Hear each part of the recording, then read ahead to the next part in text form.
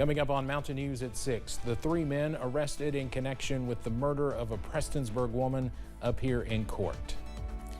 And Senator Rand Paul makes a trek across eastern Kentucky.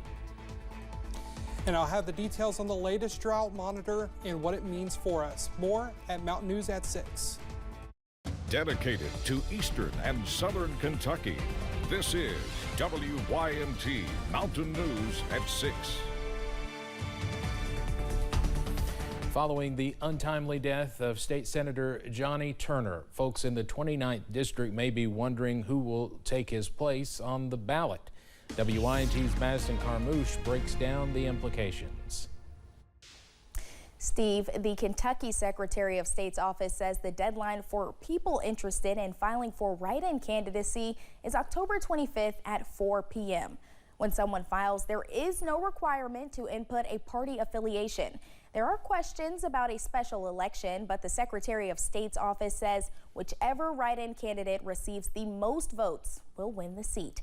On October 15th, Senator Johnny Turner's only opponent, David Sir, withdrew from the race. Both Sir and Turner will remain on the ballot, but a vote for him or a vote for Turner will not count. And as far as the controversial write-in filing of May primary Republican runner-up Randy Thompson, the Secretary of State's office says if Thompson files, it will be rejected due to statute Kentucky Resolution 117.265 subsection 1.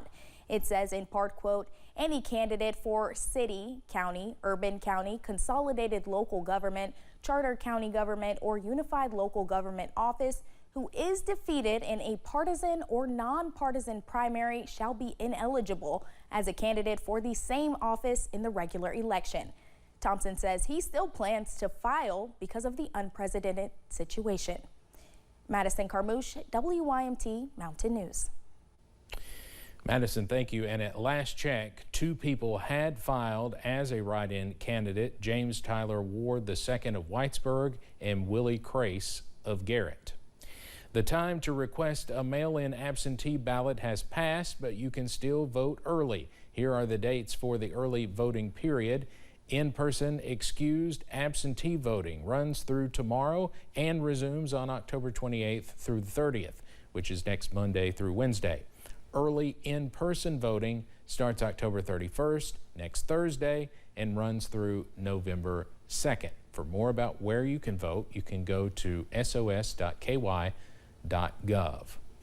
Kentucky State Auditor Allison Ball's department will look into how a new Kentucky law will be implemented.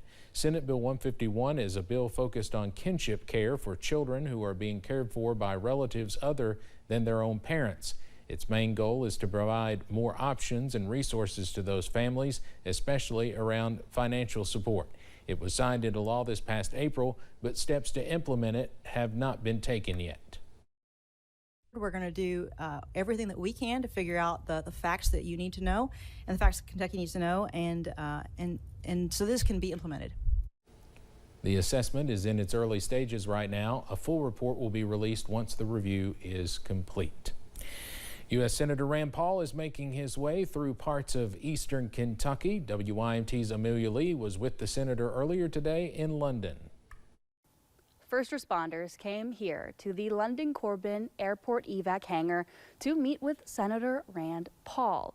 Attendees say they were grateful to come together as first responders and to meet with the senator. He's always been very supportive of first responders and the first responder community, so we're very honored to have him here today.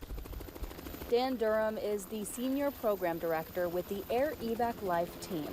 He says the senator's office reached out to host the event in London, focusing on recognizing first responders for their efforts during the I-75 shooting in September, and to remember the 3 first responders who died after a helicopter crash in Owen County earlier this month.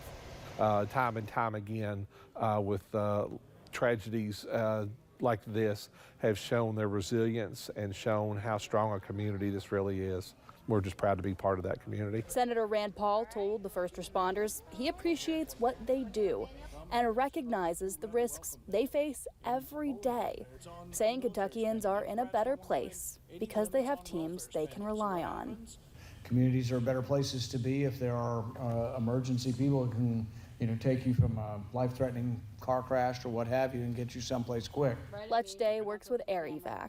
He says having Senator Paul in London was a great opportunity, saying first responders will continue to work together in times of need.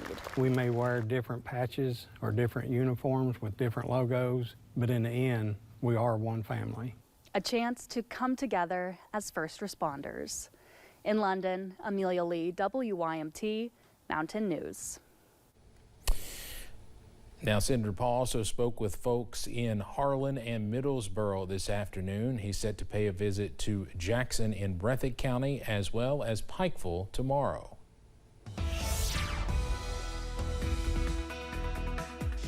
It is Thursday, which means we have the latest drought monitor data. So let's get to that right now and look at this. This was last week. We had some drought in parts of Pike County, Martin County, and Lawrence County. Now, looking at this week, we haven't seen much expansion at all in eastern Kentucky. However, we do have expansion into parts of Buchanan County, Virginia. So something we do need to keep an eye on, especially as we haven't received rain except for 2 days so far this month. So something we have to keep an eye on. And then current temperatures right now still sitting in those high 60s, low 70s. Overall, still a nice night to go head out, especially compared to yesterday where we were about 10 degrees warmer in some places, even up to 15 at some points early in the afternoon. Now we're starting to get a little bit cooler. And speaking of a little bit cooler, we're going to get temperatures into the high 30s, low 40s tonight. So make sure when you go out, you bring a jacket with you. Steve? All right, Drake, thank you. One person is dead after an incident in Rockcastle County. The Rockcastle County Sheriff's Office confirmed it happened this morning at a rock quarry off Highway 150. Police say a passenger car hit a loader at the site. Police say the driver, 39-year-old Robert Rodas of Lexington, died as a result. The operator of the front end loader was not hurt. In Pulaski County, a man is facing charges related to a child sexual abuse material. 28-year-old Tyler Vaught was arrested as the result of an undercover ICAC investigation. It started when KSB's electronic crime branch discovered Vaught had been sharing sexually explicit images of a minor online. He was taken to the Pulaski County Detention Center. The man involved in a collision which resulted in another man being killed in Pulaski County appeared in court yesterday. Larry Stoll appeared in court for a preliminary hearing, along with being charged with murder in the incident which led to Chester Dick's death. He was charged with driving on a DUI suspended license. We are told probable cause was found on the murder charge and that the case will now be heading to a grand jury. A Laurel County man is facing charges after he tried to evade police. They were called out to a home off Kentucky 490 yesterday afternoon regarding a domestic complaint. Police discovered David Castile trying to get away from police and went into a home. Castile was later found hiding in a closet in a bedroom. He was taken to the Laurel County Correctional Center.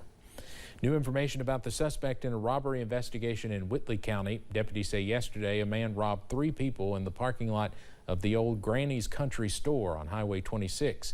They say the man pulled out a gun and took money from the trio. He's described as a white man with a slim build, about 6 foot tall, with dark shoulder-length hair and a beard.